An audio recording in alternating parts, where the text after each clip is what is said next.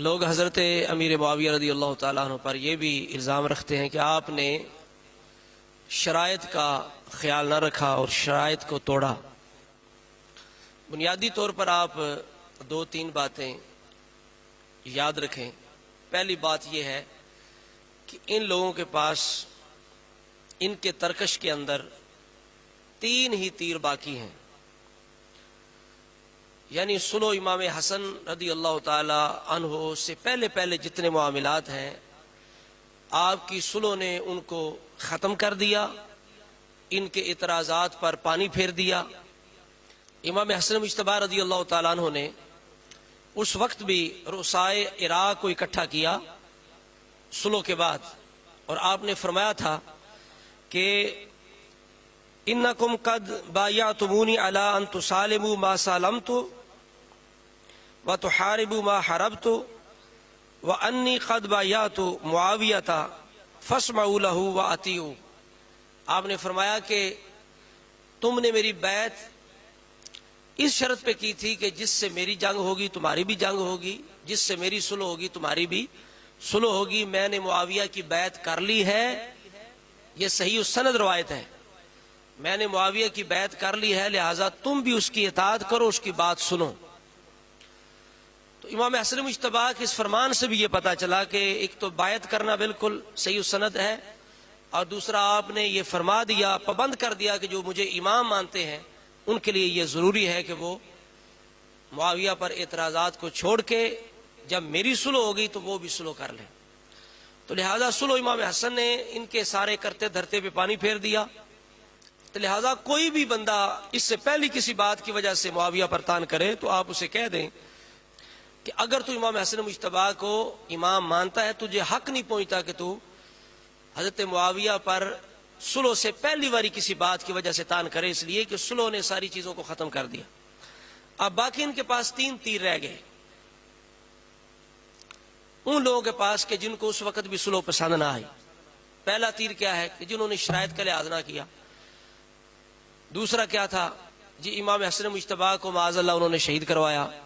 تیسرا کیا جو انہوں نے یزید کو اپنا خلیفہ بنا دیا، نائب بنا دیا۔ تو یہ تین اعتراضات باقی رہ جاتے ہیں۔ اس سے پہلے کسی معاملے کے بارے میں کوئی بھی اعتراض کرے تو آپ اس کا منہ بند کر سکتے ہیں۔ باقی رہی یہ تین باتیں تو یہ بھی حقائق کے بالکل خلاف ہے، اور یہ بھی جھوٹے الزامات ہیں، ان کا بھی حقیقت سے کوئی تعلق نہیں ہے۔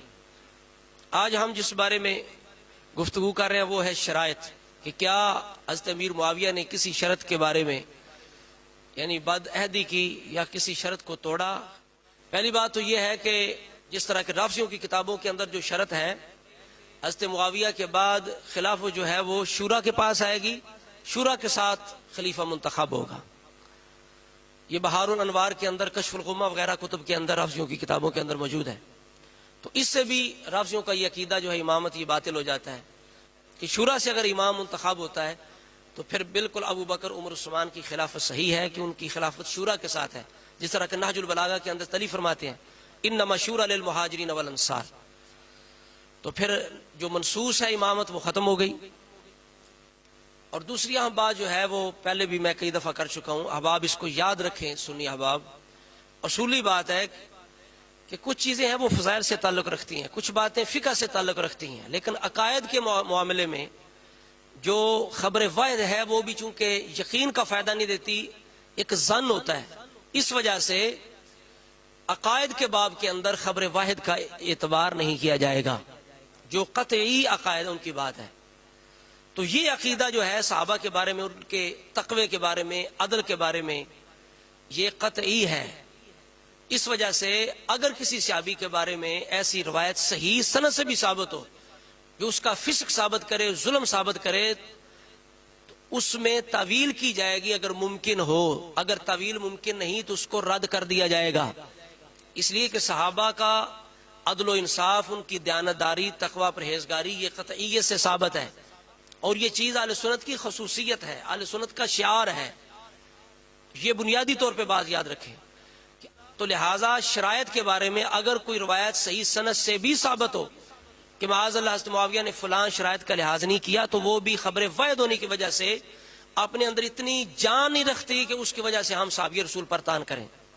اس لیے کہ دیکھیں نا شاذ روایت کون سی ہوتی ہے کہ ایک سکہ راوی اپنے سے جو اوثق ہے اس کے خلاف روایت کرے تو کہتے ہیں یہ شاذ ہے، اس لیے کہ اس سے جو بہتر راوی ہے وہ اس کے خلاف روایت کر رہا ہے، لہذا اسے قبول کیا جائے گا. اب صحابہ سے بڑا سکہ کون ہے؟ اس وجہ سے خبر واحد کے ساتھ بھی کسی صحابی پر الزام نہیں لگایا جا سکتا. یہ دو باتیں ہوگی. تیسری بات یہ ہے اگر حضرت امیر معاویہ رضی اللہ تعالی عنہ نے خدا نخواستہ کسی شرائط کا لحاظ نہ کیا ہوتا، کوئی شرط توڑی ہوتی، تو بتائیے کہ حسنین کریمین پر کیا ضروری تھا؟ وہ اس چیز کا اظہار کرتے یا نہ کرتے؟ حضرت معاویہ کی مخالفت کرتے یا نہ کرتے؟ اگر امام حسن مجتبی تک کسی کا لحاظ نہیں کیا گیا شرط کا، تو امام حسین رضی اللہ تعالیٰ عنہ کی زندگی میں اگر اس طرح کو کام ہوا ہوتا، شرط کے خلاف کیا ہوتا، تو امام حسین کو چاہیے تھا نا کہ حضرت معاویہ کے خلاف بھی تلوار اٹھاتے اور آپ بات کرتے، احتجاج کرتے، تکرار کرتے کہ بھئی آپ نے اس شرط کا لحاظ نہیں کیا. کوئی اور صحابی یہ بات کرتا حضرت معاویہ کے وصال کے بعد ہی کہ یہ شرط تھی، معاویہ نے لحاظ نہیں کیا، کسی صحابی نے یہ کہا ہو. دیکھیں نا ایک طرف روایت ہوتی ہے، کچھ حقائق ہوتے ہیں. یہ وہ قوم ہے جو روایت پہ مرنے والی ہے، چونکہ ان کا مذہب چلتے اس طرح کی روایتوں کے ساتھ ہے، حقائق کے ساتھ نہیں چل سکتا. اور اس کی مثال اس طرح ہے کہ جس طرح دوپہر کا سورج چمک رہا ہو تو کسی کتاب کے اندر آپ لکھا یہ دکھا دیں کہ اس وقت رات ہے، تو یہ لوگ یہی کہیں گے کہ اس وقت رات ہے، اس لیے کہ کتاب کے اندر لکھا ہے. کبھی بھی یہ سر اٹھا کے نظر اٹھا کے نہیں دیکھیں گے کہ نہیں بھئی اب تو دن چڑھ آیا ہے. تو یہ حالت ہے. تو حقائق یہ کہتے ہیں کہ ایسی کوئی بات نہیں ہے، چونکہ یہ بات عقل کے خلاف ہے کہ صحابہ اکرام اہل بیت کے افراد موجود ہوں، جلیل القدر ہستیاں موجود ہوں، حضرت معاویہ خلاف کریں تو کوئی بات نہ کریں. تو لہٰذا حضرت معاویہ پر الزام رکھنے والے کہ انہوں نے شرائط کا لحاظ نہیں کیا، کسی بھی صحیح سند سے فرد اہل بیت یا فرد صحابیت کا یہ ارشاد نہیں دکھا سکتے کہ اس نے کہا ہو کہ معاویہ نے شرط کا لحاظ نہیں کیا. تو اب ہمیں چاہیے نا کہ ہم کسی کے ساتھ اگر عداوت و دشمنی ہو تو اس کے اندر بھی انصاف سے کام لیں. کسی کے ساتھ دشمنی کے اندر اتنا نہ بڑھ جائے کہ بندہ اپنی آخرت خراب کر لے. کیا ہمارا حساب نہیں ہوگا؟ ہم سے پوچھ گچھ نہیں ہوگی؟ اس وجہ سے ہمیں چاہیے کہ ہم اپنی آخرت کا بھی خیال کریں، دشمنی کے اندر بھی انصاف سے کام لیں. حضرت معاویہ وہ شخصیت ہیں جو رسول اللہ کے تربیت یافتہ ہیں، جن کو رسول اللہ نے ہادی مادی فرمایا. تو یہ لوگ کتنے ہدایت سے دور ہیں کہ جو ہادی مادی پر اعتراض کرتے ہیں، جن کے لیے اللہ کا رسول کہے کہ یا اللہ اسے ہادی بھی بنا دے، مادی بنا دے، ہدایت یافتہ، ہدایت دینے والا اور ہدایت کا ذریعہ بنا دے. ایسے صحابی رسول کے بارے میں ایسی بات کرنا. کہتے ہیں کہ شرط کے اندر یہ چیز تھی کہ معاویہ کے بعد خلافت حسن کو ملے گی. پہلی بات تو یہ ہے کہ اگر یہ شرط تھی بھی تو جب امام حسن مجتبی پہلے ہی شہادت آپ کی ہوگی، آپ نے وصال فرمایا، تو اب شرط کا موقع جاتا رہا. اب ہم کیسے کہہ سکتے ہیں کہ معاویہ نے شرط کا لحاظ نہیں کیا؟ بات تو حسن کی تھی بالفرض اگر مان لیا جائے. اور کہتے ہیں جی پھر اسی وجہ سے امام حسن کو شہید کروایا گیا، معاذ اللہ استغفر اللہ. حالانکہ امام حسین نے خود پوچھا امام حسن سے کہ آپ کو کس نے زہر دیا؟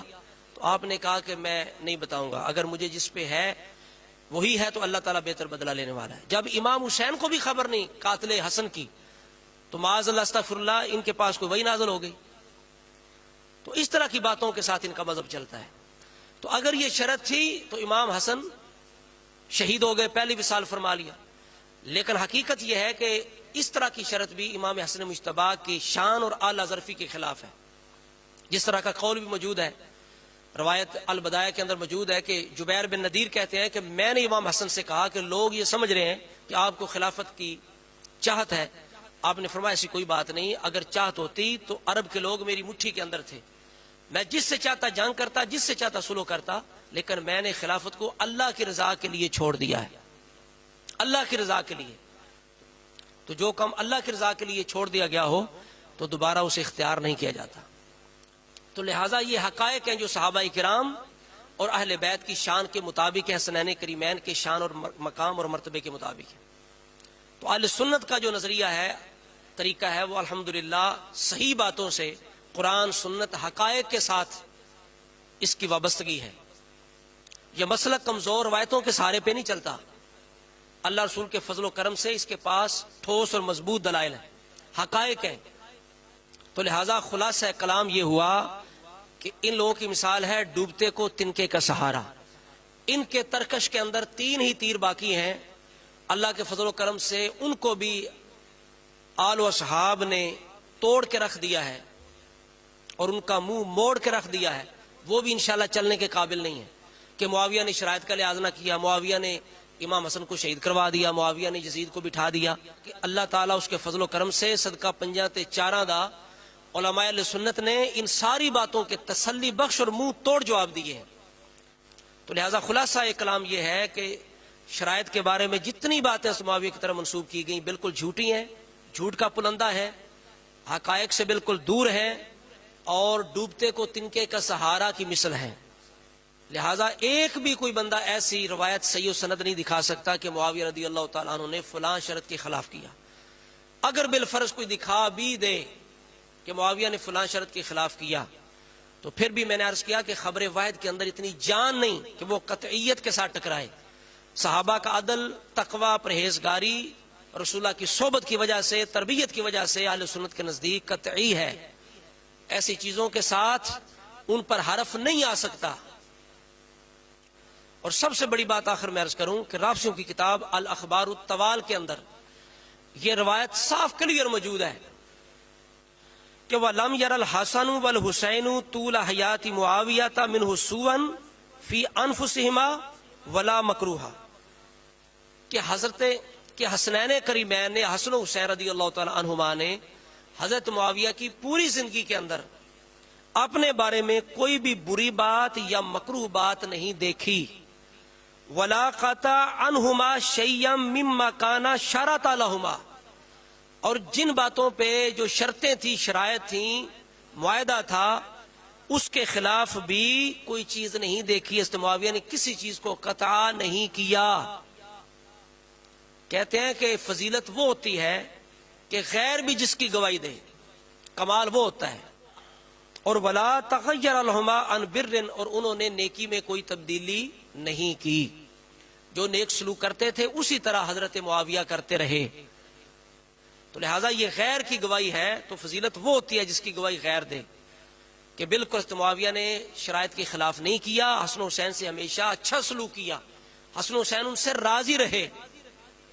تو یہ حقائق ہے، یہ حقیقت ہے اور یہی نظریہ اہل سنت ہے. دعا کرتے ہیں اللہ تبارک و تعالی حضور کے آل و صحاب کا ادب کرنے، ان سے محبت رکھنے اور سواد اعظم کے طریقے پہ قائم و دائم فرمائے. السلام علیکم ورحمۃ اللہ.